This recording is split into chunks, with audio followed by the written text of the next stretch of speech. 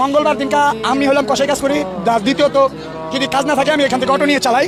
তো যে আসামিটা ছিল, আসামিটা আনছে মনির মিয়া, আর এখানে জায়গাও দিচ্ছে মনির মিয়া, আর এই বাসার কেয়ারটেকারও মনির মিয়া। তো ওই মঙ্গলবার দিন আমি সকালে 8:30 বাজে এখানে আসছি পরে আমাদের আরও 2-3টা ড্রাইভার আসছে, যে স্কুলে নিয়ে আমরা কীভাবে গাড়ি বের করবো তার জন্য আমরা গল্প করতেছি। তো যেই পিচাসটা যে মার্ডার করছে ওরে দেখলাম এই বাসা থেকে গ্যারেজে দৌড়াদৌড়ি করতেছে বারবার। কেন দৌড়াদৌড়ি করতেছে? ওর গ্যারেজে দৌড়াইতেই পারে, স্বাভাবিক। তারপর আমরা আসলাম, যে তোর সাথে কথাবার্তা বলি আমরা। আয়সা বললাম কি হিসেবে ভাই দৌড়াদৌড়ি? তো আয়সা দেখলাম সে এতটুকু একটা ছুরি গ্যান্ডিং মেশিন দিয়ে গ্যারেজের ভিতরে ঘষতেছে, মানে একদম চকচকে সাদা করে ফেলছে ছুরিটাকে, মানে এরকম পরিমাণে ধার দিছে, মানে ওটা কার আঙ্গুলে লাগলো পড়ে যায়। তো যাই হয়েছে 9টা 7 মিনিটের ভিতরে সে কি করলো, গ্যারেজ থেকে এইভাবে লুকায় কি জানি বাড়ির উপরে চলে গেল।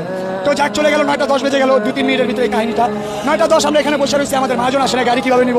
তো আমরা বসে থাকতে থাকতে 9:45 বাজে তখন যেই বাচ্চার মা খোঁজাখুঁজি করতেছে, আমাদের নিচে এসে জিজ্ঞেস করছে আপনার ভাস্তি কি এখানে গেছে? বললাম না, ও তো নিচে নামে না, ও তো উপরেই থাকে। তো যেই জায়গায় মার্ডার করা হয়েছে বাচ্চাটাকে, পাশের ফ্লাইটে, ওই ফ্লাইটে বাচ্চাটাকে যখন না হয়েছে তখন একটা জুতা ভুলবশত আমাদের রিজিক, ওই বাচ্চাটা লাস্ট ছিল বিদায়, আমরা তার মা বাবা ছিলাম বিদায়, মানে হক হালালি, তার জন্য আমরা ওই জুতাটা মানে আল্লাহর উসিলায় বাইরে পড়ে গেছে। তো বাচ্চার মা খুঁজতে খুঁজতে দেখলো যে একটা জুতা ওই দুয়ারের বাইরে পড়ে গেছে।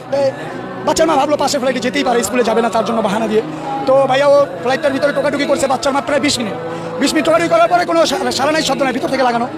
তো বাচ্চার মা আমাদের নিচে এসে 3-4 জনকে ডাক দিল পরে আমরা সাপাল নিয়ে মনির মিয়ার আরেকটা এই যে ম্যানেজার রাখছে ওইটাকে নিয়ে আমরা সাপাল দিয়ে উপরে গেলাম। উপরে গিয়ে আমরা দরজাটা ভাঙার চেষ্টা করলাম। আমরা দরজাটা এক পর্যায়ে ভাঙতে পারলাম না, 2-3টা সিটকারি লাগানো ছিল।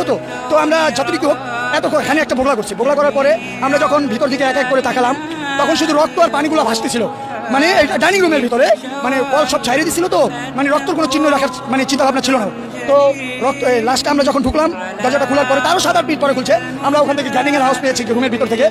গ্যান্ডিংয়ের হাউসটা এই কারণে পেয়েছি, রুমের ভিতর অন্য কোনো কাজ হয় নাই, হয়েছে শুধু গিরিটা কেটে আসামিটা পলায় যাবে, তারপরে আসামির স্ত্রী গেটটা খুলবে, এই হিসেবে তাদের পরিকল্পনা। আর তাদের দ্বিতীয় পরিকল্পনা ছিল গ্যারেজ থেকে তারা ব্যাটারির বাক্স নিয়ে গেছে 4টা। ব্যাটারির বাক্সতে আমাদের বাচ্চা তো ছোট, আমাদের 8 বছরের 7 বছরের রাইসা কত বড় হতে পারে, ছোট একটা বাচ্চা, তারা যদি 3 পিস করে ওই 3টা বাক্সের ভিতরে ভরে নিতে পারবে।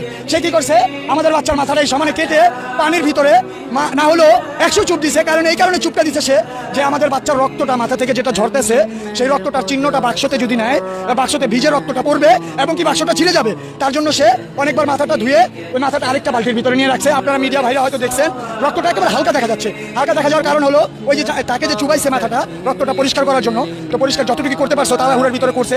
তারপরে আমাদের বাচ্চার এখান থেকে একটা টুকরা করছে, তারপরে এখান থেকে একটা টুকরা করছে, তারপরে আমাদের বাচ্চা হত্যা করা ছিল, তো হয়তো আপনারা মিডিয়া ভাইরা দেখেন নাই।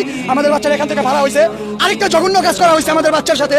এখানে যদি বলা হয় তাহলে আপনারা মিডিয়ারাও ভালো থাকবেন না, পাবলিকের উত্তেজনায়, কিন্তু সেটা বললাম না আমরা। কিন্তু আমরা একটাই বিচার চাই প্রধানমন্ত্রীর কাছে, যদি ওর বিচারটা এই আমরা